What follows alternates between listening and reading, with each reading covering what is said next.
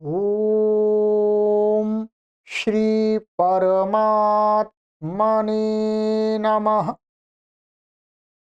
ओम श्री गुरुभ्यो नमः। ओम श्री ऋषिभ्यो नमः। सर्वेभ्यो नमः।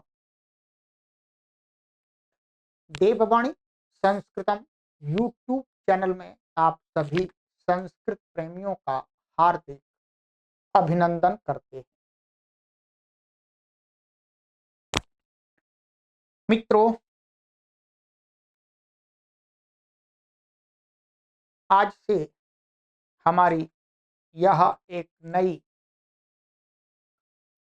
श्रृंखला आरंभ हो रही है। शून्य स्तर से संस्कृत भाषा के संभाषण और लेखन सिखाने की। ये आज की प्रथम कक्षा है। कुछ इसमें अध्ययन भी करेंगे और इस सीरीज में, इस श्रृंखला में किस प्रकार से पढ़ेंगे और कौन कौन इस कक्षा में भाग ले सकते हैं इत्यादि कुछ बातों पर विचार।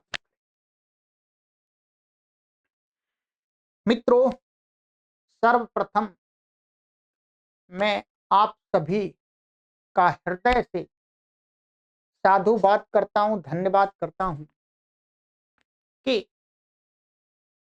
मैं आपके साथ दूर देश में रहते हुए भी इस संस्कृत माता के माध्यम से जुड़ पाया। आपको और मुझे जोड़ने का जो माध्यम है वो संस्कृत भाषा है, संस्कृत माता है। यदि मैं संस्कृत भाषा को नहीं सिखाता तो आप मुझसे नहीं जुड़, कोई मतलब ही नहीं, क्यों जुड़ते। इसलिए मैं अपने आप को बहुत सौभाग्यशाली मानता हूं कि संस्कृत माता के माध्यम से मैं आपसे जुड़ रहा हूं। मित्रों, हमने इस कक्षा के लिए नामांकन किया है। हजारों लोगों का नामांकन हुआ है। व्हाट्सएप पर आप सभी ने हमसे संपर्क किया है और व्हाट्सएप पर प्रोफाइल से थोड़ा सा ज्ञात हो जाता है कि हमारे साथ में किस प्रकार के लोग जुड़ रहे हैं। आप सभी के प्रोफाइल से यही ज्ञात होता है कि आप इस संसार के मनुष्यों में जो क्रीम लेवल है, सभी मनुष्यों को इकट्ठा कर लें और फिर उसमें हम विभाग करें तो उसको जो टॉप लेवल के लोग हैं, जो भौतिक संसार के साथ साथ अध्यात्म संसार के साथ भी जुड़े हुए हैं, वो लोग मेरे साथ जुड़े हैं इस कक्षा में भाग लेने के लिए। तो इसलिए मैं पुनः आप सभी को प्रणाम करता हूं, आपका धन्यवाद करता हूं। और मित्रों, इस कक्षा में मेरे से बड़ी आयु के अनेक जन जुड़े हैं। उनको विशेष रूप से प्रणाम करता हूं कि आप इतनी बड़ी आयु में भी संस्कृत भाषा सीखने के लिए तत्पर। मेरी आयु के विषय में यदि आप जानना चाहें तो सामान्य रूप से मैं लगभग 48 वर्ष का मैं हो चुका हूं। तो अब आप अनुमान लगा सकते हैं कि आप आयु में मेरे से छोटे हैं या बड़े हैं। किंतु आप मुझसे पढ़ने के लिए उपस्थित हुए हैं और मैं आपको पढ़ाने के लिए उपस्थित हुआ हूँ। तो इसमें बड़े और छोटे का कोई ऐसा भाव नहीं है। हम आपको पढ़ाना चाहते हैं और आप पढ़ना चाहते हैं, आप पढ़ें। ठीक है? ये मित्रों, इस कक्षा में हमने आपको सूचना दी थी कि हम इसमें आपको ये पुस्तक पढ़ाएंगे, प्रारंभिक रचनानुवाद कौमुदी। ठीक है?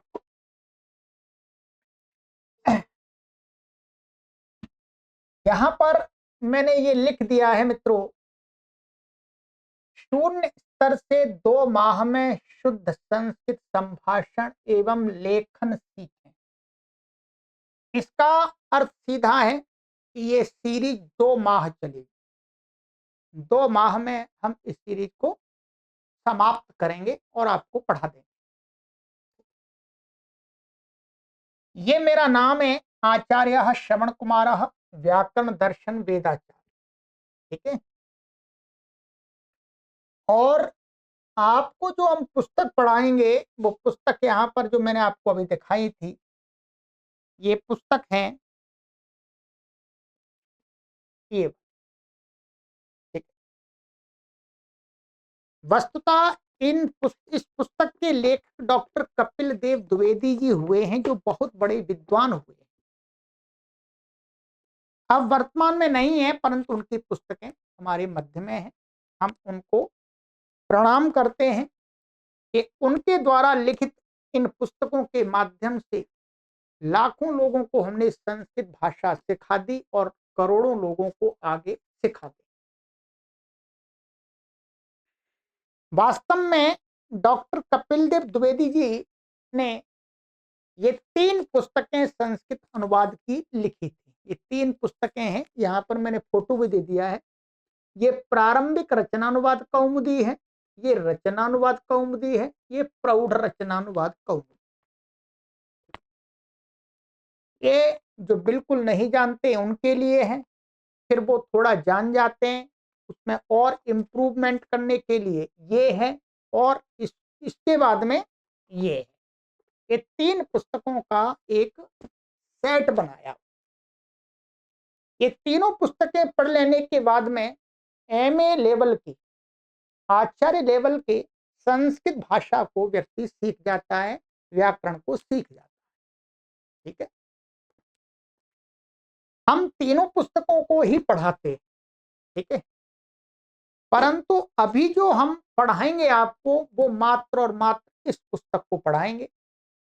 जो भी पाठक आगे इन पुस्तकों को पढ़ना चाहें तो पढ़ सकते हैं। YouTube पर हमारे कोर्स उपलब्ध हैं। ठीक है? ध्यान। तो अब ये 3 पुस्तक क्रम से हैं। इस कोर्स में ये पुस्तक पढ़ाई जाएगी। बाद में यदि आप अधिक और संस्कृत भाषा में विशेषज्ञ बनना चाहें तो आगे भी इनको पढ़। इस पुस्तक की पीडीएफ हम सभी को शेयर कर रहे हैं और हम तो आपसे ये निवेदन करेंगे कि आप पुस्तक को भी अवश्य मंगाएं। ठीक है? ये पुस्तक आपको अपने आसपास कहीं पर भी मिल जाएगी, या अमेजोन पर भी मिल जाएगी, फ्लिपकार्ट पर भी मिल जाएगी, ये सभी पुस्तकें। ठीक है? ये पुस्तक वास्तव में विश्वविद्यालय प्रकाशन वाराणसी से प्रकाशित होती हैं, वहां से आप प्राप्त कर सकते हैं। अथवा हम पढ़ाते हैं इसलिए हमने एक व्यवस्था कर रखी है। ये वेबसाइट है devvani.sanskritam.com।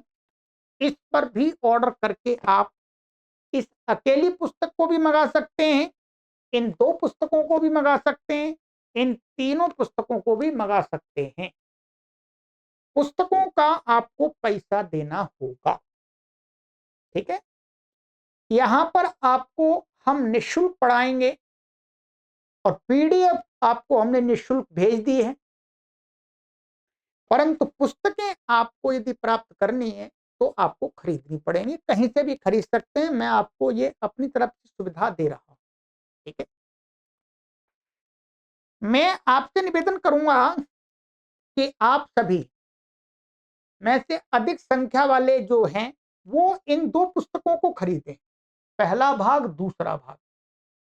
प्रौढ़ भाग को खरीदना चाहें तो खरीद सकते हैं, परंतु पहले इन दो को खरीद लें, इन दो को पहले पढ़ लें, तब आपको लगे हाँ मैं आगे भी पढ़ूंगा, तो आप ये भी खरीद सकते हैं। मूल्य बहुत अधिक नहीं है, वर्तमान समय में देखा जाए तो ना के बराबर मूल्य है।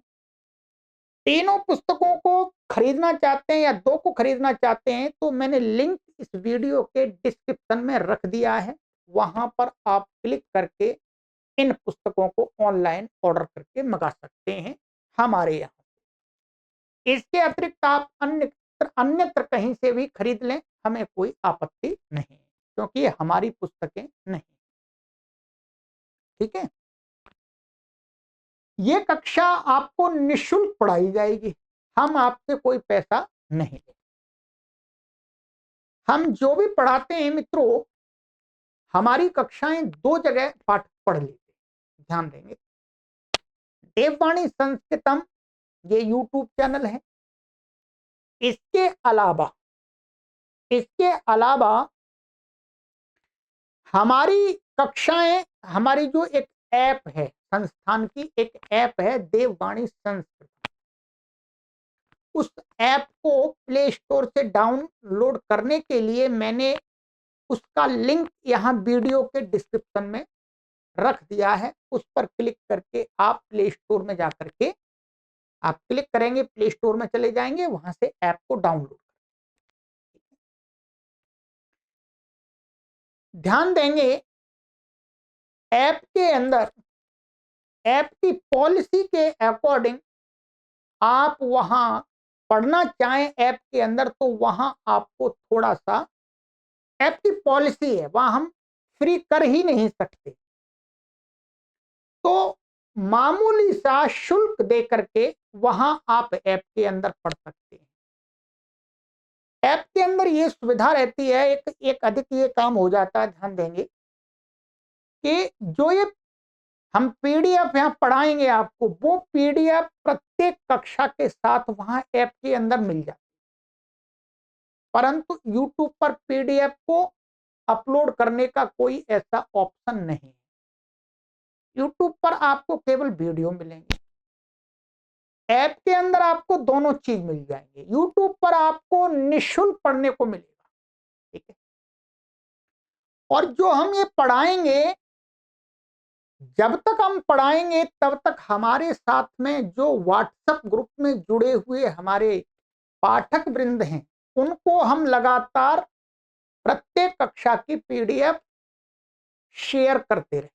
ध्यान रखें, प्रत्येक कक्षा के पीडीएफ हम व्हाट्सएप ग्रुप में जो हमारे साथ जुड़े उनको शेयर करते रहे, ठीक है। बाकी आज हमारे साथ व्हाट्सएप में नहीं जुड़े हैं तो हम आपको पीडीएफ उपलब्ध नहीं करा पाएंगे, फिर आपको पीडीएफ चाहिए तो ऐप में जाके आपको देखना होगा, ठीक। परंतु मैं अपने सभी पाठकों से यही निवेदन करता हूं कि आप यूट्यूब पर ही पढ़ें, यूट्यूब पर ही पढ़ें। यूट्यूब पर हमें भी पढ़ाने में आनंद आता है, ठीक है। यूट्यूब पर ये कक्षाएं लाइव होती हैं, परंतु ऐप के अंदर तो आपको वहां पर अपलोड की हुई कक्षा मिलती है, ठीक है, ध्यान। इसके अतिरिक्त ये बात हो गई हमारी, अभी कई बात बतानी है, थोड़ी सी कोर्स पढ़ना है आपको, हमें सिखाना है शुद्ध संस्कृत संभाषण, आपको सिखाना है और लेखन सिखाना है 2 माह के अंदर। तो आज की कक्षा थोड़ी सी जानकारी के लिए हमें जानकारी देना परम आवश्यक है। इस कक्षा, ध्यान रखेंगे, इस कक्षा को पढ़ते समय यदि आपको कोई प्रश्न होता है, शंका होती है, ध्यान रखें, क्या कोई शंका होती, कोई प्रश्न होता है, वैसे हम पूरी कोशिश करते हैं कि शंका और प्रश्न उपस्थित ना हो, हम पहले ही क्लियर कर देते। फिर भी हो तो आप हमसे व्हाट्सएप पर पूछ सकेंगे जब तक आप पढ़ेंगे, ठीक है। इसको पढ़ने के लिए आपको एक तो चाहिए नोटबुक, आप कोई भी एक नोटबुक ले लीजिएगा, 40-50 रुपए की नोटबुक आएगी, तो एक नोटबुक ले लीजिएगा, ठीक है। इस पे आपको कुछ लिखना भी पड़ेगा, कुछ नहीं बहुत लिखना भी पड़ेगा, तभी अभ्यास होगा। और एक ले लीजिएगा पेन, अभी एक ले लीजिएगा, फिर जब समाप्त हो जाए तो फिर और ले लीजिएगा एक और। एक पेन लेना है, एक आपको लेनी है नोटबुक, ठीक है, ध्यान रखेंगे। और पुस्तक चाहे तो पुस्तक ले सकते हैं, पीडीएफ हमने सबको वितरण कर दी। जो हमारे अनेक पाठक आउट ऑफ इंडिया से पढ़ते हैं, अमेरिका है, इंग्लैंड है, वहां से भी अनेक पाठक जुड़े हुए हैं, नेपाल है, तो मैं उनसे निवेदन करूंगा कि विदेश में पुस्तक भेजना काफी महंगा होता है, इसलिए आपको हमने पुस्तक की पीडीएफ भेज दी है, आप उसका प्रिंट निकाल लें, वहां विदेश में प्रिंट निकाल लें, आपको कोई परेशानी नहीं होगी। वहां पुस्तक मंगाना काफी जटिल होता है, ठीक, ये बात हो गई, ठीक है। और मित्रों, हम आपको निःशुल्क पढ़ा रहे, हमारा लक्ष्य है कि हम 2030 तक 1 करोड़ लोगों को ऑनलाइन माध्यम से शुद्ध संस्कृत संभाषण और क्या लेखन सिखाएंगे। इसके लिए हम कार्य कर रहे हैं, निरंतर 7 वर्ष हो गए। 7 वर्ष में लगभग हमने 3 से 3.5 लाख लोगों को संस्कृत सिखाई है ऑनलाइन प्लेटफॉर्म के माध्यमों से, ठीक है। अभी तो बहुत कम है हमारा। अच्छा जी, अब आपको कोई कठिनाई, ये नंबर दिए गए हैं, ये हमारी जो कक्षा है, ये कक्षा भूमिका के रूप में और थोड़ा पढ़ाएंगे भी आपको, ठीक है।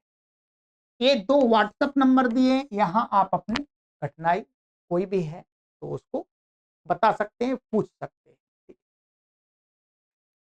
है। अब इसके बाद ये कक्षा ध्यान रखेंगे किन किन लोगों के लिए उपयोगी है, ये भी मैंने पहले सूचना देते समय बताया, अब बता देता हूं। एक तो सबसे पहले उन लोगों के लिए उपयोगी है कि जो बिल्कुल संस्कृत भाषा को नहीं जानते हैं और संस्कृत संभाषण और लेखन सीखना चाहते हैं। उनकी आयु कुछ भी है, उनकी डिग्री कुछ भी है, उन सभी पाठकों के लिए उपयोगी, ठीक है। इसके अतिरिक्त जो सर्वकार के विद्यालयों में पढ़ते हैं या सर्वकार से संबंधित परीक्षाएं देते हैं, परीक्षाओं की सज्जा करते हैं, तैयारी करते हैं, तो उन सभी पाठकों को जैसे TGT, PGT, KVS, NVS, DSS, SB, UP TET, C TET, NET, NET JRF, state level exam, CS SET की संस्कृत विषय की तैयारी करने वाले एवं सभी संस्कृत शिक्षकों तथा संस्कृत सीखने के इच्छुक पाठक संस्कृत अनुवाद, व्याकरण और संधि एवं संस्कृत संभाषण सीखने के लिए, ये आगे तो पहले की है, इतने लोगों के लिए ये कक्षा उपयोग।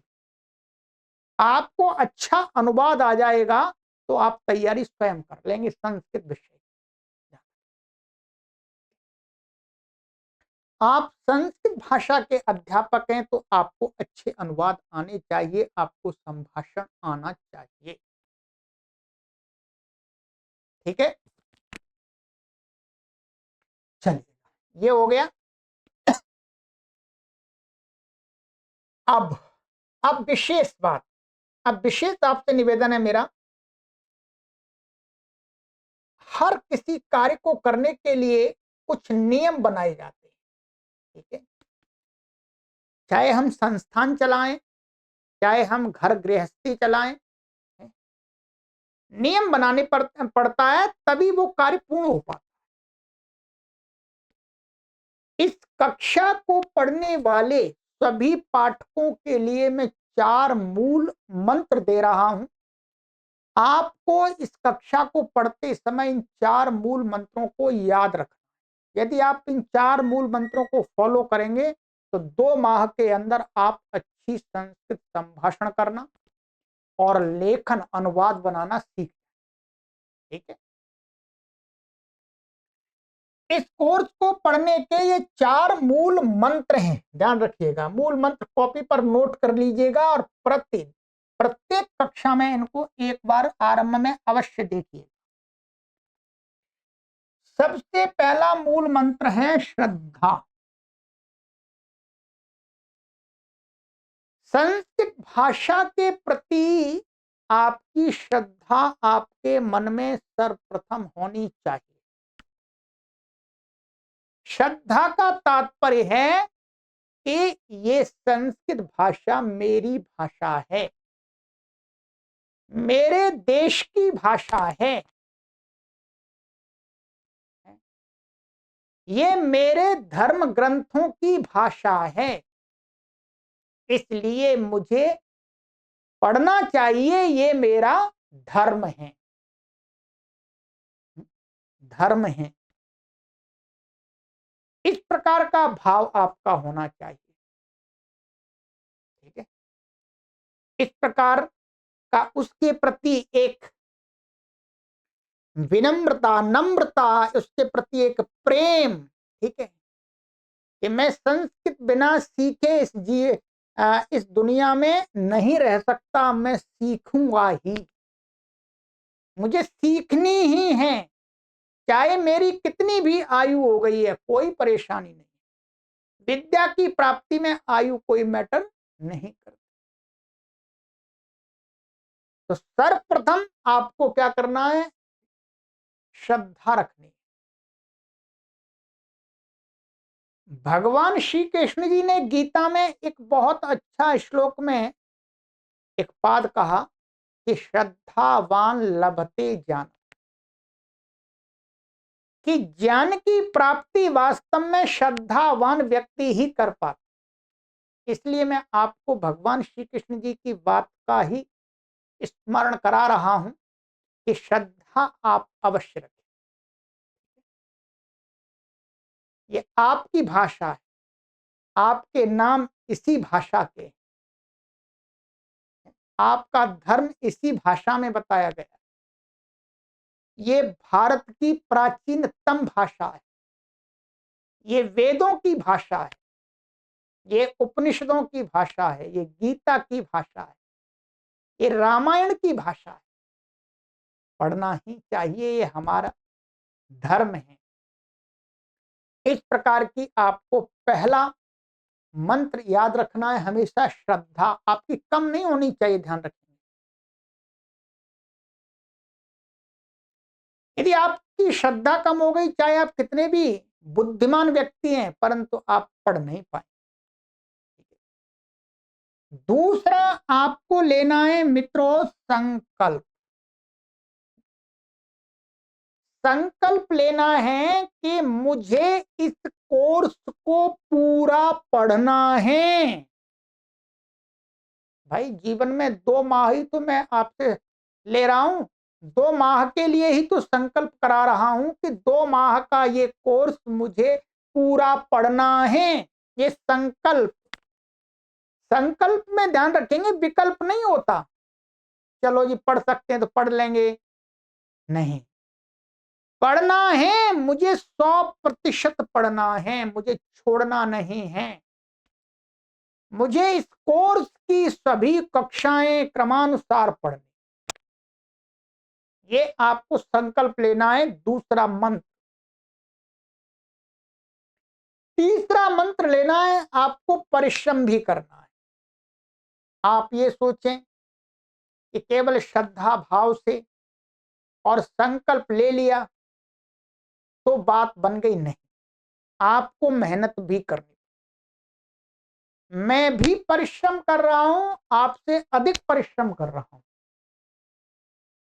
तो परिश्रम आपको भी करना पड़ेगा। तीसरा सूत्र, बिना परिश्रम के नहीं आएगी। परिश्रम कोई आपको ऐसा नहीं करना कि कोई सिर पर आपको बोझा उठाना है, बोरी उठानी है, नहीं। परिश्रम आपको यह करना है कि मैं आपको जो पढ़ाऊंगा, जो कार्य बताऊंगा, वो आपको करना है। ठीक है। चौथा आपको मूल मंत्र याद रखना है, धैर्य। परिश्रम करते हुए हमेशा आपको धैर्य रखना है, थकना नहीं है। नहीं तो परिश्रम करते हैं तो लोग थक जाते हैं, छोड़ देते हैं, नहीं। धैर्य रखना है, शीघ्रता नहीं करनी। शीघ्रता करने वाला को व्यक्ति कभी भी किसी भी कार्य में सफलता नहीं प्राप्त कर सकता। ये आप सभी जानते हैं मित्रों, ये कोई नई बात नहीं। धैर्य अर्थात आपको पैसेंस रखना है। 2 माह तक आपको निरंतर पढ़ना है, उसके बाद आपको परिणाम पर विचार करना। मैं आपको विश्वास दिलाता हूं मित्रों कि 2 माह तक आपने इन 4 मूल मंत्रों को ध्यान में रखते हुए, पालन करते हुए इस कोर्स को पढ़ा तो आप धारा प्रवाह शुद्ध संस्कृत संभाषण और लेखन सीख जाएंगे। कोई भी नहीं रोक सकता। ठीक है, ये आपको ध्यान।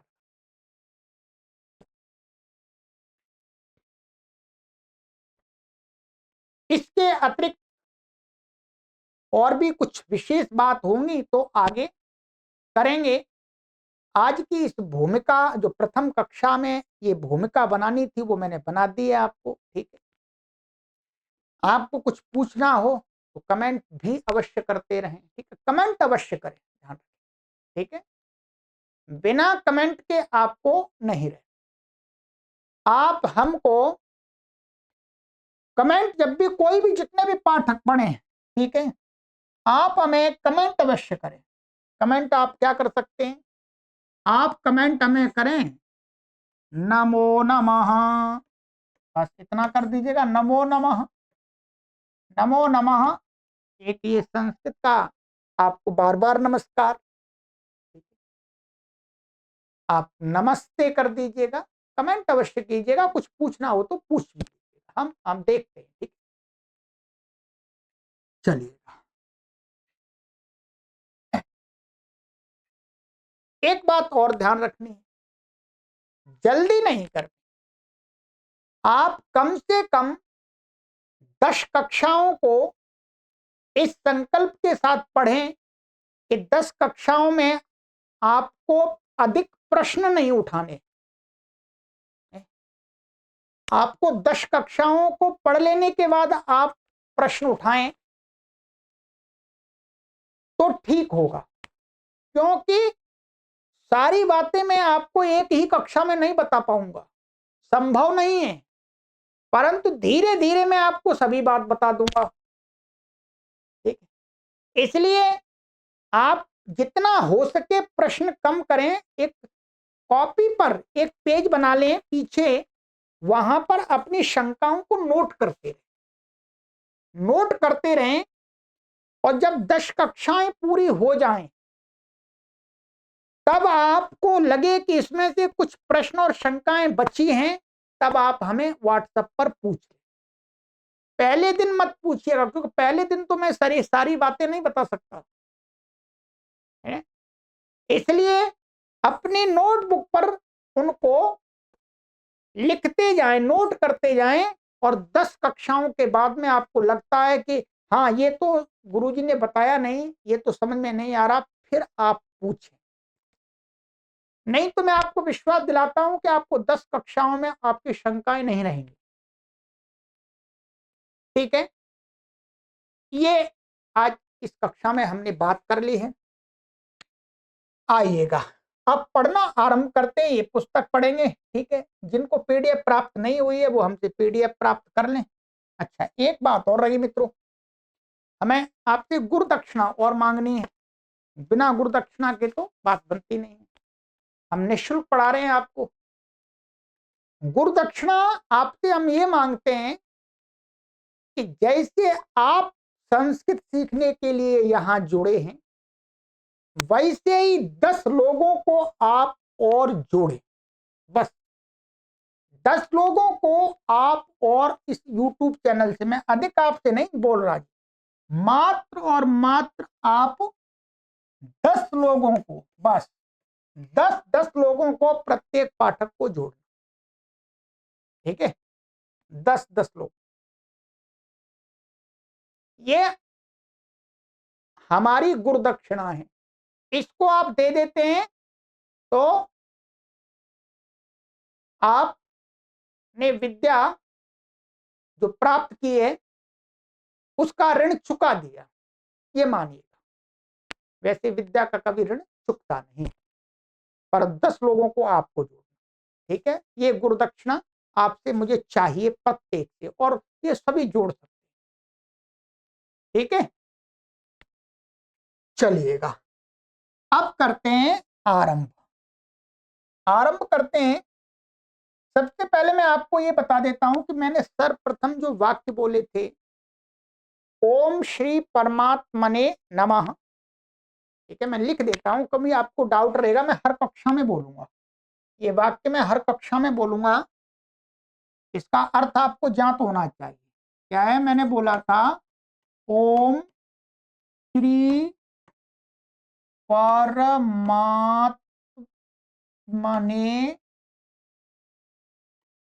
नमः। ठीक है, इसका अर्थ है उस परम पिता परमेश्वर को मैं प्रणाम करता हूं। ठीक है, दूसरा वाक्य मैंने बोला था ओम श्री गुरुभ्यो नमः।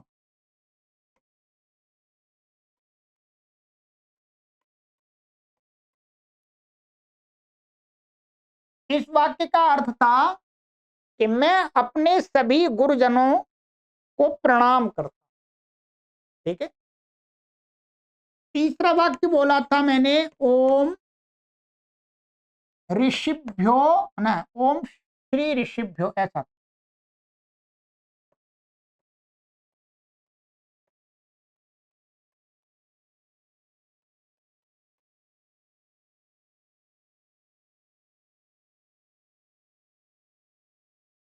मैं सभी ऋषियों को प्रणाम करता हूं, क्योंकि ऋषियों के माध्यम से ये ज्ञान हमारे तक पहुंचा है।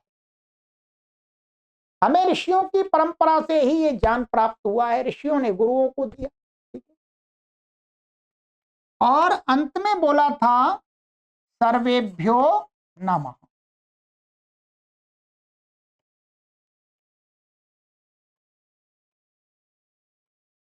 ठीक है, इसका अर्थ था कि आप सभी को मैं नमस्कार करता हूं, प्रणाम करता हूं, नमन करता हूं। ये 4 वाक्य में प्रत्येक कक्षा के आरंभ में बोलूंगा, अर्थ मैंने आपको बताया। ठीक है जी, चलिए अब कक्षा का आरंभ करते हैं। ठीक है, हमेशा नोटबुक और पुस्तक, मान जो भी है पुस्तक है, पीडीएफ, उसको तैयार रखेंगे।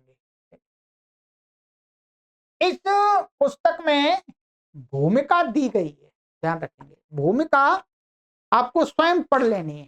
ठीक है, क्या पढ़ लेनी है? स्वयं पढ़ लेनी है आपको, उसको मुझे पढ़ाने की आवश्यकता नहीं है। ठीक है, इसके अतिरिक्त मैंने सभी पाठकों को यह निवेदन किया था कि आपको 9 कक्षाएं वर्ण संबंधी, वर्णों का उच्चारण, संस्कृत भाषा में कितने वर्ण होते हैं इत्यादि, इसकी हमने कक्षाएं पहले बना के रखी हुई। तो वो 9 कक्षाओं के लिंक मैंने सभी को शेयर किए हैं, और वो 9 कक्षाओं के लिंक मैंने इस वीडियो के डिस्क्रिप्शन में रख दिए हैं। यदि आपने नहीं पढ़े हैं तो आप पहले उन 9 कक्षाओं की वीडियो को देख लें। ठीक है, उसमें वर्ण उच्चारण संबंधी है बातें हमने बताई हैं विस्तार से। ठीक है, वो इस कोर्स में हमने नहीं पढ़ाएंगे, वो पहले ही हमने पढ़ा के तैयार कर दिया, तो आप पढ़ लें सभी लोग। ठीक है, क्योंकि कुछ बातें वहां पढ़ा दी हैं, वो यहां हम कोर्स में नहीं बताएंगे।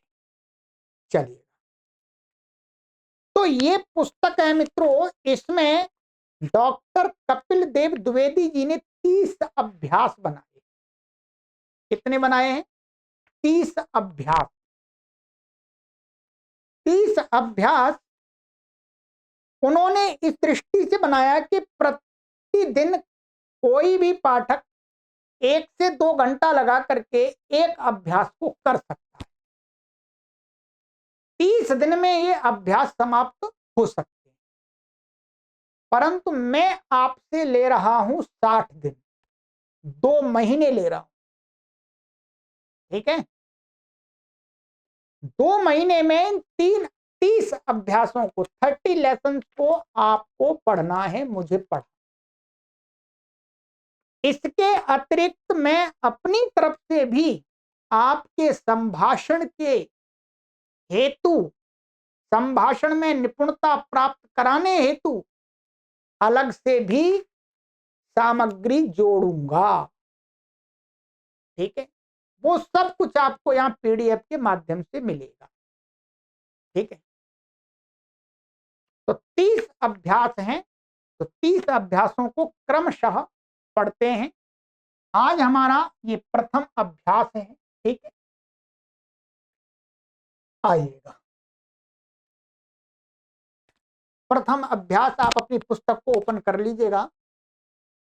इसमें ये प्रारंभिक रचनानुवाद कौमुदी है। ठीक है, और यहां लिखा हुआ है नियम 1 से 3, अर्थात नियम नीचे दिखाएंगे, 1 2 3 नियम पढ़ाए हैं इस अभ्यास में। ठीक है, ये शब्दकोश है। शब्दकोश में ये यहां पर प्रत्येक अभ्यास में कितने शब्द देंगे? 20, बस 20 देंगे, परंतु मैं आपको और भी शब्द यहां पर पढ़ाऊंगा। इतने शब्द में पर्याप्त नहीं समझता हूं, मैं अपनी तरफ से जो संभाषण में बहुत उपयोगी हैं उन शब्दों को भी आपको यहां पर बताऊंगा। ठीक है, तो पहले तो इस पुस्तक में जो हैं वो पढ़ेंगे। ठीक है, ये थोड़े से आपको याद करने पड़ेंगे, ध्यान रखें। तो बिना याद किए तो जी कैसे आप लिख पाएंगे, कैसे, या कुछ तो याद करना ही पड़ेगा। ठीक है, चलिए, और व्याकरण का पाठ, ये व्याकरण लिखा हुआ है, व्याकरण की बातें भी बताएंगे, ग्रामर। अभ्यास 1, इसको संस्कृत में आप कहेंगे तो प्रथमः अभ्यासः। ठीक है, क्या है? प्रथमः अभ्यासः। चलिएगा, शब्दकोश है यहां पर का, इनमें क्या है, इसमें विभाग किए हैं शब्दकोश में। शब्दकोश के 4 विभाग किए हैं, 4 कैटेगरी में शब्दों को बांटा। ठीक है, ये अभी बताएंगे नीचे सभी। ठीक है, पढ़ लेते हैं। का विभाग में बताते हैं सह। सह का अर्थ होता है वह। है, सह मीन्स वह। कौन? पुरुष, कोई पुरुष है वह, उसको बोलते हैं सह, माने वह कोई पुरुष। तऊ, तऊ का अर्थ है वे दोनों। वे दोनों, वे दो पुरुष। ते, वे सब, माने 2 से अधिक जितने भी 3 4 5 6 उनको बोलते हैं वे। वे बोलते हैं ते, उनके लिए ते का प्रयोग करते हैं शब्द संस्कृत में। ठीक है, तो सह, तऊ, ते, सरल है। कह, कह का अर्थ होता है कौन। कौन? एक व्यक्ति। ठीक है, कौन। ठीक है, इसी प्रकार से यहां पर ये क्या है, ध्यान रखेंगे मैं आपको। जैसे कहा, कहा माने कौन एक, और कऊ, कऊ, कऊ, कऊ का अर्थ होगा कौन दो, और के का अर्थ होगा कौन सब। है? कौन सब। ठीक? तो इसी के समान ये भी है। ये ध्यान रखेंगे, ठीक है। कह कऊ के, कह माने कौन एक, कऊ माने कौन दो, और के माने कौन बहुत। ये शब्द भी क्या है, पुल्लिंग के लिए है। ध्यान रखें, क्या पुल्लिंग के लिए। अभी पहला अभ्यास है तो पुल्लिंग के लिए बता रहे हैं, परंतु मैं आपको तीनों को बताऊंगा, ठीक है। चलिएगा, ये शब्द कैसे हैं, सर्वनाम। सर्वनाम शब्द जिनको आप बोलते हैं प्रोनाउन। सर्वनाम शब्द उन शब्दों को कहते हैं जो सभी के साथ प्रयोग हो सकते हैं, माने सभी के लिए। सर्वनाम माने सभी के नाम बन सकते हैं।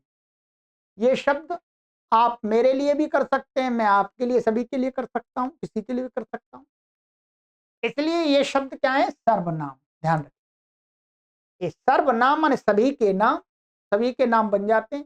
ये श्रवण कुमार है, श्रवण कुमार तो सभी का नाम नहीं बनेगा, परंतु ये आप किसी से बात करेंगे कि वह आचार्य श्रवण कुमार, तो आप मेरे लिए भी प्रयोग कर सकते हैं, मैं आपके लिए प्रयोग कर सकता हूं। कोई नियम तो नहीं है कि भाई किसको प्रयोग होगा, सबके लिए प्रयोग हो जाए, ठीक है। स्त्री पुरुष के, स्त्री के लिए भी प्रयोग होगा इसका, और शब्द स्त्रीलिंग में भी है, ठीक है, बताएंगे आपको, वही ये इसी का है, ठीक है। तो इसलिए ये शब्द क्या है, सर्वनाम। ध्यान रखें। अब यहां पर ये नीचे बताते हैं शब्दकोश में, रामः। रामः का अर्थ है राम नाम का व्यक्ति। ये शब्द लिया, संस्कृत भाषा का प्रसिद्ध शब्द है, और भगवान श्री राम का भी नाम राम है। तो रामः, रामा माने राम, वो किसी का नाम भी होता है। ईश्वरः, ईश्वर, परम पिता परमेश्वर, अथवा ईश्वर किसी का नाम भी हो सकता है, नाम भी हो सकता है। बालकाः, बालका माने बालक। मनुष्यः, मनुष्य माने मनुष्य। नृपः, नृपः में राजा, ध्यान रखेंगे। विद्यालयः, विद्यालय। ग्रामः, गांव, ठीक है। यहां से लेकर के यहां तक के ये जो शब्द हैं, 1 2 3 4 5 6 7, 7 शब्द ये कैसे हैं, ये संज्ञावाची शब्द। कैसे हैं, संज्ञावाची, मैं नाम विशेष वाले शब्द हैं, ठीक है। ये संज्ञावाची शब्द है। ख, ख विभाग में ये धातु बताते हैं। जैसे इंग्लिश में वर्ब बोलते हैं, संस्कृत भाषा में उनको धातु बोलते हैं, धातु, ठीक है। तो ये आपको याद करना है, भू। भू का अर्थ होता है होना, है? होता है, उसके लिए भू धातु का प्रयोग करते हैं, ठीक है। पट, पट धातु है, पट, पट माने पढ़ना, ठीक है। गम, गम का अर्थ होता है जाना। हस, हस का अर्थ होता है हंसना। ये 4 धातुएं हैं, ध्यान रखेंगे, ठीक है। अभी आगे पढ़ेंगे तब मालूम पड़ जाएगा, ठीक है। आज की कक्षा बड़ी होगी, कोई बात नहीं, चलिए। 4 धातु है। ये जो तीसरा विभाग है, ग। ग विभाग में ऐसे शब्द होते हैं जिनको संस्कृत भाषा में अव्यय बोलते हैं। क्या बोलते हैं, अव्यय। अव्यय वो शब्द होते हैं जो हमेशा एक ही फॉर्म में रहते हैं, एक ही रूप में रहते हैं, उनमें परिवर्तन नहीं होता। जैसे ये शब्द है, इसमें तो परिवर्तन होता है, कहीं पर ये बालकः प्रयोग होता है, कहीं पर बालकौ भी प्रयोग होगा, कहीं पर बालके भी होगा, परंतु अव्यय शब्द हमेशा एक रूप में ही रहते हैं, ध्यान रखें। तो यहां पर बता रहे हैं अत्र, अत्र माने यहां, हियर, अत्र यहां, तत्र वहां, यत्र जहां, कुत्र कहां, किम का अर्थ है क्या। किम का क्या अर्थ है क्या। ये 5 अव्यय दिए। ठीक है, जितना हो सकता है मैं आगे की कक्षाओं में इन सभी का अधिक से अधिक अभ्यास कराऊंगा। इससे आपको बिना रटे भी याद रह जाएंगे, परंतु प्रारंभ में थोड़ा तो ध्यान रखना ही पड़ेगा। ठीक है, तो ये अव्यय शब्द हैं, इनको आप स्मरण कर लें एक बार। अब यहां पर आगे ये बताते हैं मित्रों,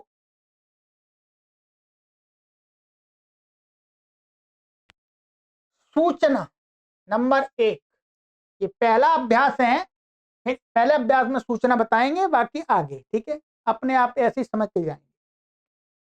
शब्दकोश के लिए ये संकेत स्मरण कर लें, आगे भी शब्दकोश में क ख ग घ का यही अर्थ समझें। जो ये शब्दकोश आपको पढ़ाया, इसमें जो विभाग किया क ख ग, तो इसका अर्थ समझें। अभी बता देते हैं, आगे भी अभ्यासों में इसी प्रकार से समझना है हमें। क्या है, जो मैंने पहले बता दिया, जो क विभाग होगा, क विभाग में संज्ञा या सर्वनाम शब्द पढ़े जाएंगे। जैसे इसमें संज्ञावाची शब्द थे और सर्वनाम शब्द थे, प्रोनाउन। ठीक है, और नाउन। ख विभाग में धातु पढ़ी जाएंगी अथवा क्रिया शब्द, माने क्रिया को कहने वाले शब्द, एक्शन को कहने वाले शब्द। ठीक है, ये आगे आप धीरे अपने आप समझ जाएंगे। इसमें तो केवल धातु ही है, क्रियावाची शब्द नहीं, माने क्रिया शब्द नहीं है। क्रिया शब्द होता है जैसे गामानम, ये क्या है, गामानम, ये क्या है, क्रियावाची शब्द है। जाना, ठीक है, जैसे भोजनम, खाना, दर्शनम, देखना, ये क्या है, क्रियावाची शब्द है। ठीक है, तो इस प्रकार के शब्द पढ़े जाएंगे ख विभाग में, आगे के अभ्यासों में भी और हर जगह। ग विभाग में पढ़े जाएंगे अव्यय शब्द अथवा क्रिया विशेषण। अव्यय अर्थात जिनका एक जैसा ही रूप रहता है। जो क्रिया विशेषण होते हैं वो एक जैसे नहीं रहते। क्रिया विशेषण माने क्रिया की विशेषता को बताने वाले। जैसे मीठा गाना, मीठा गाना, अच्छा गाना, बुरा गाना, मीठा बोलना, ये क्या है, मीठा, अच्छा, बुरा, ये क्या है, क्रिया के विशेषण है। अभी यह क्रिया के विशेषण प्रयोग हो रहा है। ठीक है, तो इस प्रकार के शब्द ग विभाग में मिलेंगे, यहां पर तो नहीं है, यहां पर तो केवल अव्यय ही है। घ विभाग में विशेषण शब्द दिए जाएंगे। क्या है, एडजेक्टिव, माने विशेषण, माने जो किसी की विशेषता को बताते हैं वो शब्द विशेषण होते हैं। ठीक है, तो इसी प्रकार से इसमें घ विभाग नहीं है। किसी में 2 होंगे, किसी में 3 होंगे, किसी में चारों विभाग होंगे। कोई आवश्यक नहीं है कि सब में चारों विभाग। इसमें 3 विभाग रखें, आगे 4 हो जाएंगे, कहीं 2 भी हो जाएंगे, ये ध्यान रखें। चलिएगा, ये हो गया। इस पुस्तक को पढ़ते समय थोड़ा सा ये अपना नियम बता रहे हैं कि ये बातें आपको ध्यान में रखनी होंगी। नंबर 2, क, चिन्ह। क्या है, चिन्ह। चिन्ह वास्तव में लोग आजकल गलत लिखने लगे हैं, ये ऐसे लिखना है, चिन्ह। हाँ पहले है, न बाद में, ध्यान रखेंगे। ठीक है, आजकल लोग कैसा लिखने लगे हैं, ऐसा लिखने लगे हैं, गलत, ऐसा। ये गलत है, ना पहले नहीं है, हाथ पहले ना बाद में, ये गलत है। ठीक है, तो चिन्ह, क्या है, चिन्ह। ये चिन्ह बताते हैं, अर्थात लकीर। यहाँ पर लकीर खींची है, बताएंगे। लकीर जब खींचेंगे तो उसका तक अर्थ माना जाएगा, तक अर्थ का बोधक होगा। जैसे मानो एक लिखा और आगे लकीर खींच दी और आगे 10 लिख दिया, तो इसका अर्थ माना जाएगा 1 से 10 तक। ये अर्थ माना जाएगा 1 से 10 तक। ठीक है, लकीर ये जहां पर ऐसे करेंगे तो उसका अर्थ बता राम, और ये लकीर खींच दी ग्राम, अर्थात राम से ग्राम, अर्थात ऊपर शब्दकोश में दिए राम से ग्राम तक के सारे शब्द। सरल है, इसमें तो अपने आप समझ लेंगे। राम से गांव तक के, तो ये शब्द है राम, और हमने लकीर खींच दी और ग्राम लिख दिया, तो इसका अर्थ समझना राम से गांव तक, ग्राम तक। ठीक है, आगे ये हो गया। हाँ, वत का अर्थ है तुल्य अथवा सदृश। ये कहीं पर वत लगाएंगे तो वत का अर्थ हमें जिसके पीछे लगाएंगे तो समझना है तुल्य अथवा सदृश। जैसे जिस शब्द या धातु के तुल्य अन्य शब्दों या धातुओं के रूप चलेंगे, उसका संकेत वत लगाकर किया गया है। जैसे रामवत, कहा कि इन शब्दों के रूप राम के समान चलेंगे, तो क्या लिख देंगे रामवत।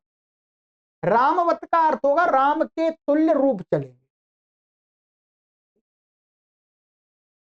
जिसके भी पिछले हरिवत माने हरि के तुल्य रूप चलेंगे, हरिवत काम होगा। मतलब भवतीवत, या भवती है तो भवतीवत का अर्थ हो जाएगा अर्थात भवती के तुल्य रूप चलेंगे।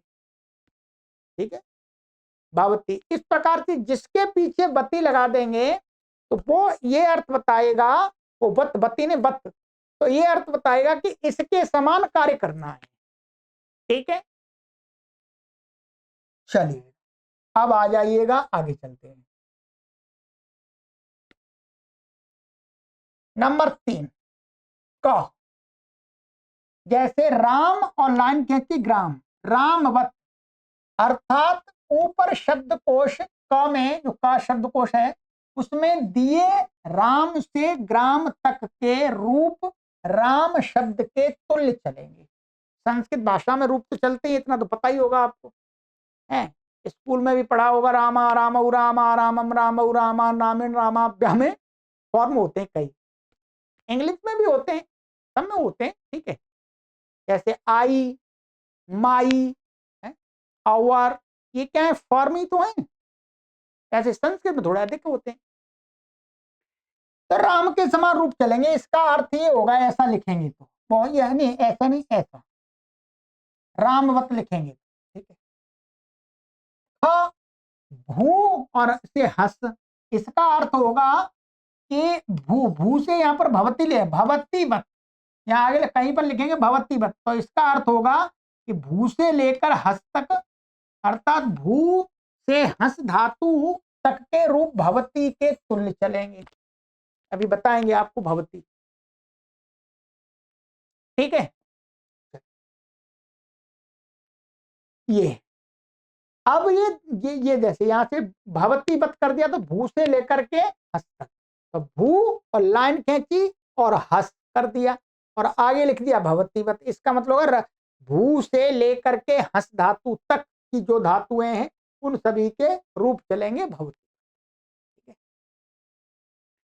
चलिएगा थोड़ा थोड़ा आप नियम सीख जाएंगे अभी 2-3 अभ्यासों में, फिर आराम से आपको चीज समझ में आएंगी।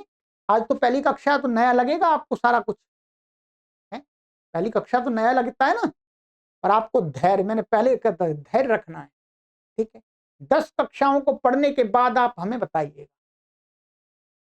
अब आते हैं, अब ये व्याकरण का यहाँ पर कार्य बताते हैं थोड़ा सा। चलिए, ठीक है, क्या कार्य है व्याकरण का बताएंगे। लट लकार और परस्मयी पद, ये संस्कृत व्याकरण के शब्द हैं, इनको तो आपको थोड़ा ध्यान रखना पड़ेगा। लट लकार होते हैं जिनको आप टेंस बोलते हैं इंग्लिश में, संस्कृत में उनको लकार बोलते हैं, तो ये लट लकार है। ठीक है, तो इसमें क्या बताएंगे, लट लकार की बात बताएंगे, और परस्मयी पद, ये भी एक परस्मयी पद, आत्मनेय पद, धीरे धीरे आपको सारा आ जाएगा। ठीक है, नंबर 1 राम शब्द के प्रथमा और द्वितीय विभक्ति के रूप स्मरण करो। अभी थोड़ा सा आपको कार्य दे रहे हैं, कार्य तो करना पड़ेगा थोड़ा सा, कि जो इसमें राम शब्द दिया था तो राम शब्द के रूप चलते हैं 8 विभक्तियों में। कितने में? 8 में। तो राम शब्द के रूप आपको प्रथमा विभक्ति और द्वितीय विभक्ति के रूप स्मरण करने। सभी शब्दों के संस्कृत भाषा में जो शब्द होते हैं, संज्ञावाची, विशेषण आदि, उनके 8 विभक्तियों में और तीनों वचनों में अर्थात 24 रूप बनते हैं, 24 फॉर्म। पर आपको वो रटने की आवश्यकता नहीं है, आपको तरीका सरल बताया जाएगा। ठीक, देखो शब्द संख्या 1, क्या करना है? शब्द संख्या 1 पीछे इसमें अब आपको ये शब्द संख्या कहां देखनी है? पीछे इसमें धातु रूप दिए और शब्द रूप दिए। क्या दिया है? धातु रूप दिए और शब्द रूप दिए।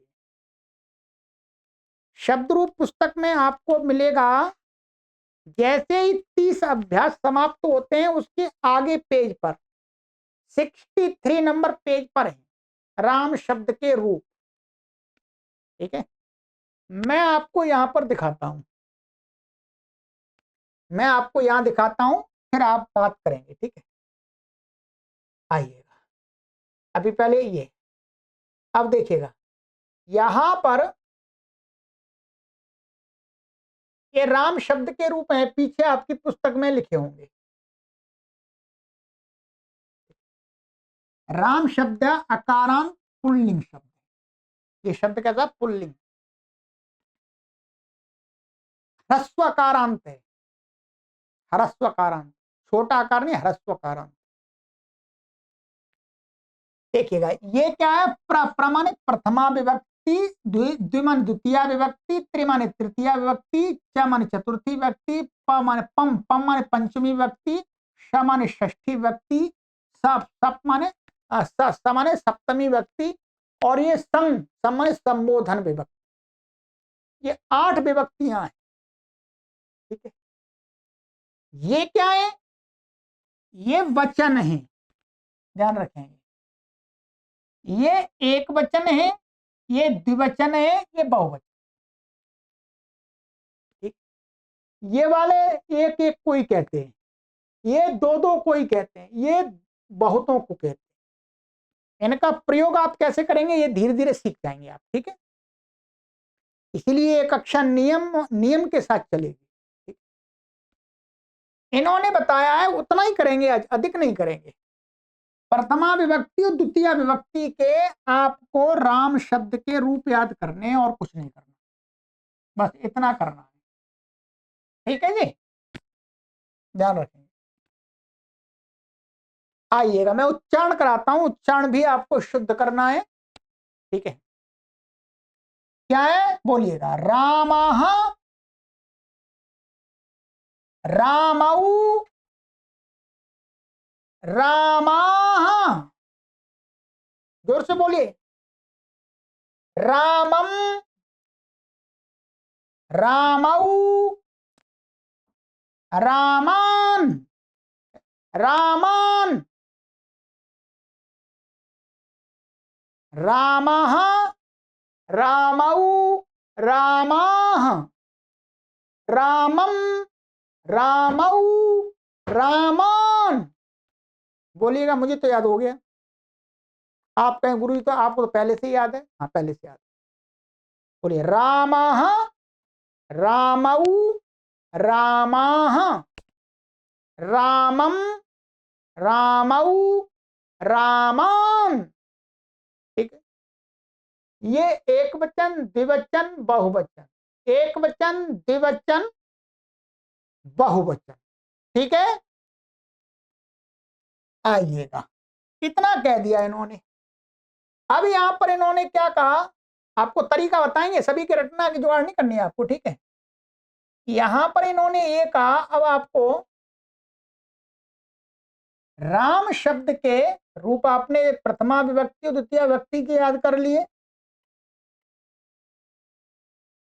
और कहते हैं राम के तुल्य ही ईश्वर आदि के भी रूप चलाओ। ठीक है, जैसे ईश्वर आदि, अब यहां पर ये शब्द दिए थे ना, अब आपको बनाना है इसका, ईश्वर का, बालक का, मनुष्य का, नृप का, विद्यालय का, ग्राम का। अभी तो मैं आपको बता देता हूं, ठीक है। इसको क्या करना है, आपको रटना नहीं है। वैसे तो एक शब्द रूप को रटना चाहिए, ठीक है, परंतु मैं आगे रटाऊंगा, धीरे धीरे रटाऊंगा, अभी एकदम पहले दिन नहीं रटाऊंगा। ठीक है, आपको इसी में संक्षिप्त प्रत्यय दिए हैं, ध्यान रखेंगे। क्या दिए हैं? संक्षिप्त प्रत्यय। क्या दिए? संक्षिप्त प्रत्यय। जो ह्रस्वकारांत शब्द हैं, क्या ह्रस्वकारांत, जितने भी संस्कृत के शब्द हैं उनके लिए आपको ये संक्षिप्त प्रत्यय, इनको संक्षिप्त रूप बोलते हैं, संक्षिप्त प्रत्यय बोलते हैं। ये प्रथमा विभक्ति और द्वितीय विभक्ति के आज देखेंगे केवल। ठीक है, आह, आऊ, आह, अम, आऊ, आम। ठीक है, अब मानो आपको कोई भी ह्रस्वकारांत आपने शब्द ले लिया, हम इसी का लेंगे, अभी बताएंगे। कोई भी ह्रस्वकारांत शब्द आप ले लीजिएगा, ईश्वर ले लिया, क्या लिया? ईश्वर। दिख रहा है आपको? यहां लिखता हूं। ठीक है, क्या लिया आपने? ईश्वर। ये ह्रस्वकारांत शब्द है। अब आपको इसके रूप चलाने प्रथमा विभक्ति और द्वितीय विभक्ति में। ठीक है, तो आप क्या करेंगे, सबसे पहले तो इसका जो अंतिम अ है वो हटा देंगे, इसको हलंत बना देंगे। इसमें जो अ था वो हटा देना है सभी शब्दों में से। ठीक है, फिर क्या करेंगे, फिर इसमें आप ये वाला जोड़ते जाइए, अपने आप रूप बन जाएगा। देखिए, आह, ईश्वरः, ईश्वरौ, ईश्वराः, ईश्वरम्, ईश्वरौ, ईश्वरान। बन गया।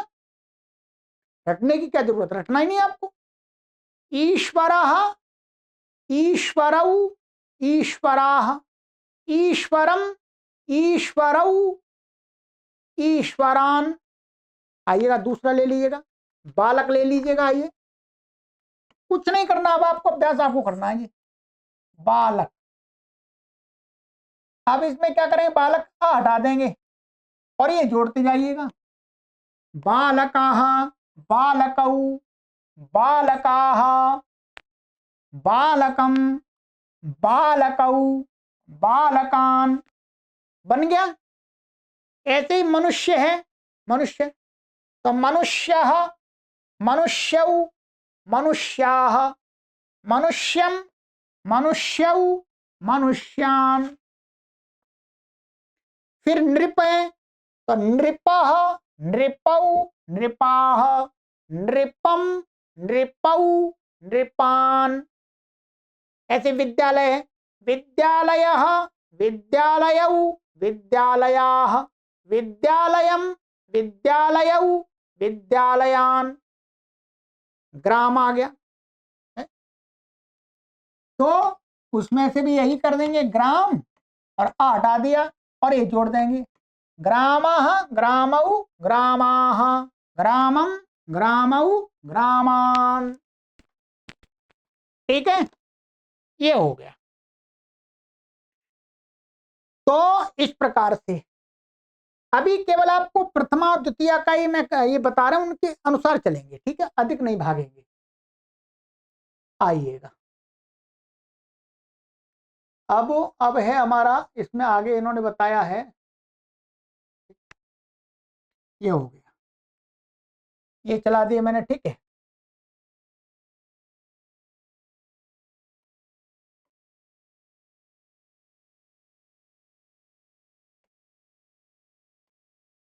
अब नंबर 2, लट। लट का अर्थ होता है संस्कृत व्याकरण में वर्तमान काल। तो लट लकार माने टेंस होता है, वो क्या कहता है, वर्तमान काल की क्रिया को कहने के लिए प्रयोग करते हैं। तो प्रेजेंट टेंस आप बोलते हैं, संस्कृत में उसको लट बोलते हैं। ठीक है, ये कहते हैं कि ये लकार हैं, इनका क्या है, ये धातुओं से लगाए जाते हैं, ये शब्दों से नहीं लगते, धातुओं से, वर्ब जिसको बोलते हैं उसको, उससे प्रयोग होते हैं। यहां पर ये आपको सिखाएंगे कि प्रथम पुरुष में, ध्यान रखेंगे, संस्कृत भाषा में, हिंदी भाषा में, इंग्लिश भाषा में क्या है, 3 पुरुष होते हैं, माने 3 पर्सन। एक होता है प्रथम पुरुष, और एक होता है मध्यम पुरुष, एक होता है उत्तम पुरुष। इतना आप आराम से समझ सकते हैं। उत्तम पुरुष होता है फर्स्ट पर्सन जिसको बोलते हैं। उत्तम पुरुष माने तो वक्ता होता है वो स्वयं उत्तम पुरुष होता है, और जो सामने वाला जिससे वो व्यवहार कर रहा है वो होता है मध्यम पुरुष, और जिसके विषय में वो बातचीत कर रहे हैं दोनों, वो होता है प्रथम पुरुष, माने थर्ड पर्सन। सरल परिभाषा है, मानिएगा मैं आपको पढ़ा रहा हूं, मैं आपको पढ़ा रहा हूं, तो मैं अपनी तरफ से देखूंगा तो मैं कौन हूं, उत्तम पुरुष। आप कौन है, मध्यम पुरुष।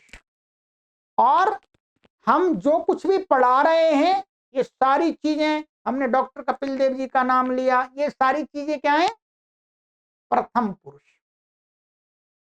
संस्कृत भाषा में जितने भी शब्द हैं उनको 3 प्रकार से, इस प्रकार से बांटा गया,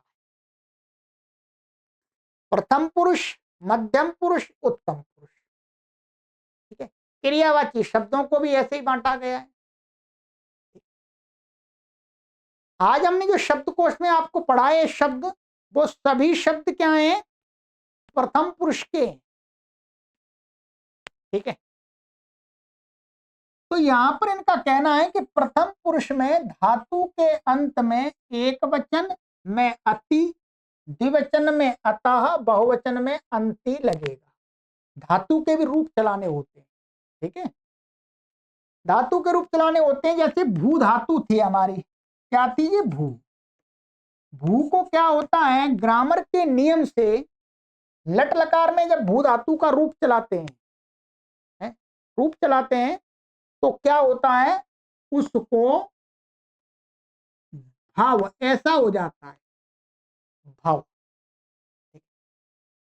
और उसमें फिर प्रत्यय जोड़ते हैं। ये प्रथम पुरुष का बता रहे हैं अभी, आज प्रथम पुरुष का ही सीखेंगे। प्रथम पुरुष में क्या है, धातु, ये धातु हो गई। अब धातु में एक वचन का प्रत्यय क्या है, अति लगाया, अति प्रत्यय, इसमें अति जोड़ देंगे, तो ये क्या बन जाएगा, भावति।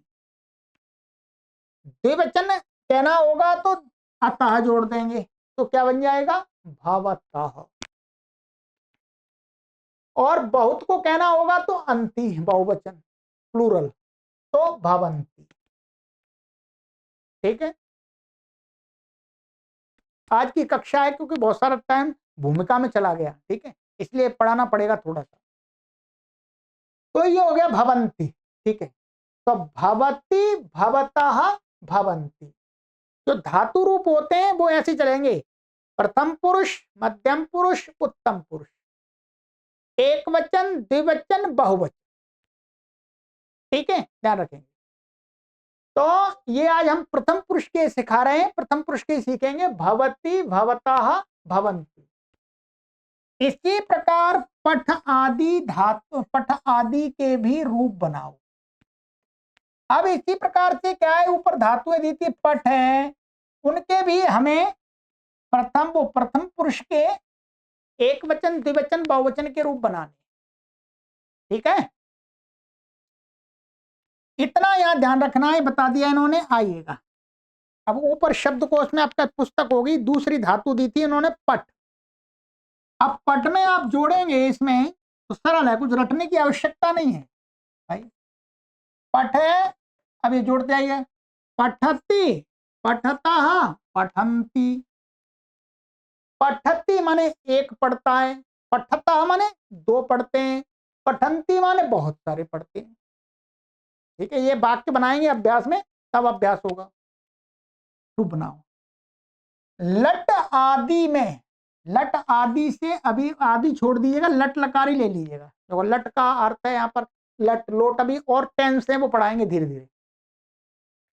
लट आदि लट जो है उनमें क्या है, जो गम धातु है, गम गम क्या थी ऊपर शब्दकोश में, गम, गम को गम नहीं गच्छ प्रयोग करते हैं इसका। क्या करते हैं, गच्छ। तो गच्छ, ऐसा गम के स्थान में गच्छ करके अति अता अंति जोड़ेंगे तो गच्छति गच्छता गच्छन्ति बन गया। आगे धातु थी हस, ऐसे हस से जोड़ दीजिएगा, क्या बनेगा, हसती हसता हसंती। एक हंसता है, दो हंसते हैं, बहुत सारे हंसते हैं। समझ में आ रहा है? ठीक है, चलिए। यहाँ पर छोटा सा बालक बैठा है मेरा, वो सुन रहा है, वो भी समझ रहा है। ठीक है, अभी बहुत बड़ा नहीं है पर वो समझ रहा है। ठीक, चलिए।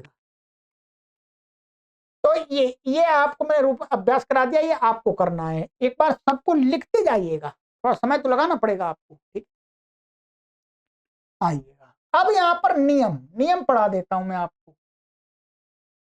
क्या है, नियम, व्याकरण के नियम है। नियम ये बताएंगे, नियम एक, कि जब भी हमें कोई वाक्य बनाना हो संस्कृत में, तो हमें ध्यान क्या रखना है, वाक्य के अंदर दो चीजें अवश्य होती हैं, कर्ता और क्रिया। क्या है, कोई भी सेंटेंस होगा उसमें कर्ता और क्रिया अवश्य होंगे। तो कोई हम वाक्य बनाएंगे तो वहां हमें चेक कर लेना है कि कर्ता कौन है। कर्ता कौन होता है, तो क्रिया को करता है वो कर्ता होता है, डूअर। ठीक है, तो यहां पर वाक्य बनाते समय यह ध्यान रखना है कि कर्ता के अनुसार क्रिया का वचन और पुरुष होता है। जब हम वाक्य बनाएंगे तो उसमें यह देखना है कि जो कर्ता, कर्ता कितने को कह रहा है, एक को कह रहा है, दो को कह रहा है, या बहुत को कह रहा है। ठीक है, उसके अनुसार ही क्रिया के वचन, क्रिया जो क्रिया का रूप है, जैसे गच्छति गच्छता है, माने उसमें एक वचन द्विवचन बहुवचन वो प्रयोग हो। और कर्ता यदि प्रथम पुरुष है, थर्ड पर्सन है, तो क्रिया, ये थर्ड पर्सन की क्रिया बताइए आज आपको, हमने मध्यम उत्तम की नहीं बताई, आगे बताएंगे। ठीक है, तो क्या है, कर्ता के अनुसार ही क्रिया का वचन और पुरुष हमें लगाना चाहिए वाक्य। जैसे सह पठते, ये सह माने वह, सह का अर्थ क्या है, वह, वह ये क्या है, थर्ड पर्सन है, प्रथम पुरुष है, तो क्रिया भी इसकी वह पढ़ता है, तो पठती लगा है, और ये एक है इसलिए एक वचन का रूप प्रयोग हुआ है, सह पठती। ठीक है, कर्ता प्रथम पुरुष एक वचन है, अतः क्रिया भी प्रथम पुरुष एक वचन ही यहां पर लगाइए, उदाहरण दिखा दिया। ठीक है, ये समझ ले, ये नियम आपको ध्यान रखना है वाक्य बनाते समय। अभ्यास कराएंगे, बहुत सारा अभ्यास कराएंगे। नियम 2, तीनों लिंगों में धातु का वही रूप रहता है, ये ध्यान रखें। शब्दों के लिंग माने शब्दों के लिंग होते हैं, पुल्लिंग, नपुंसकलिंग, स्त्रीलिंग, परंतु जो ये धातु रूप होते हैं, ये वाले धातु रूप होते हैं, ये वाले संस्कृत भाषा में इनके लिंग नहीं होते। ये तो यहां पर कर्ता ये पुल्लिंग है तो क्रिया यही रहेगी। यहां पर मानिएगा हम ऐसा कर दें, यहां पर हम कोई लड़की का नाम लिख दें, लता, लता, तो भी ये क्रिया ऐसी की ऐसी रहेगी, इसका लिंग नहीं होता। ये सभी के साथ एक जैसी, चाहे लड़का पढ़े तो भी पठती, लड़की पढ़े तो भी पठती, ये कह रहे हैं।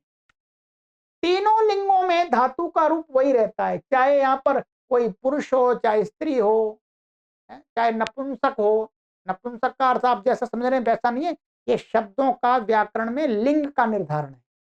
नपुंसक का अर्थ ऐसा नहीं है जो आप समाज में समझते, वो नहीं है। तो वही रूप रहता है, इसलिए यहां बदलेगा नहीं, ध्यान रखेंगे। ठीक है, नियम 3 याद रखना है कि वाक्य में जो कर्ता बनेगा, वाक्य में क्रिया जो करने वाला होगा, उसका उसके जो रूप चलते हैं, जैसे राम के रूप अभी चलाए थे, तो जो प्रथमा विभक्ति का रूप होता है वो प्रयोग होता है। कर्ता में प्रथमा विभक्ति होती है। प्रथमा विभक्ति माने कर्ता, यदि जो वाक्य में जो शब्द है वो कर्ता बन रहा है तो उसमें उसके प्रथमा विभक्ति वाले रूप का प्रयोग करना है। एक है तो एक वचन वाला, दो है तो द्विवचन वाला, बहुत है तो बहुवचन। ठीक है, और कर्म, कर्म कर्म कारक होता है। कर्म होगा माने जो किया जाता है, जिसको हिंदी में बताते हैं जिस शब्द के पीछे को लग जाए वो वाक्य में क्या होता है, कर्म। ठीक, जैसे गांव को, है, पढ़ने को, भोजन को, तो ये क्या कर्म बन जाता है। ठीक है, अब क्या हुआ, अब बस आपको इतना ही आज कराऊंगा मैं आपको इसमें जो अभ्यास दिया है उसका मानिएगा मैं 5 से 10 गुना आपको प्रैक्टिस कराऊंगा। 5 से 10 गुना में आपको प्रैक्टिस कराऊंगा। ठीक है, ये तो पहली ही कक्षा है। धैर्य पूर्वक यदि आप पढ़ेंगे तो ये मैं आपको विश्वास दिलाता हूं कि 2 महीने के अंदर आप अपने भाषा संबंधी कायाकल्प देखेंगे। तो ये जो मैंने पढ़ाया है इसको आज समझिएगा, जितना का गृह कार्य दिया है उसको कॉपी पर लिखते रहिएगा और डेट डालते रहिएगा। ठीक है, ध्यान रखेंगे। चलिएगा, आगे की कक्षा में मैं आपको कुछ और बताऊंगा, अभी थोड़ा अधिक हो जाएगा। ठीक है, अगली कक्षा में बात करेंगे, आज नहीं। ठीक है, आज बहुत कुछ हो गया थोड़ा भूमिका के रूप में, और ये अभ्यास मैंने पढ़ा दिया, इसको पूरा तैयार कीजिएगा। फिर मैं अगली कक्षा में आगे अनुवादों का अभ्यास कराऊंगा, कुछ शब्द बताऊंगा। ठीक है, व्यवहार के शब्द आपको लिखाए जाएंगे। चलिएगा, गुरु दक्षिणा में आपसे 10 लोगों को मांगते हैं, 10 लोगों को आपको देना ही है। हमें 1 करोड़ लोगों तक संस्कृत भाषा को पहुंचाना 2030। ठीक, सर्वेभ्यो नमः।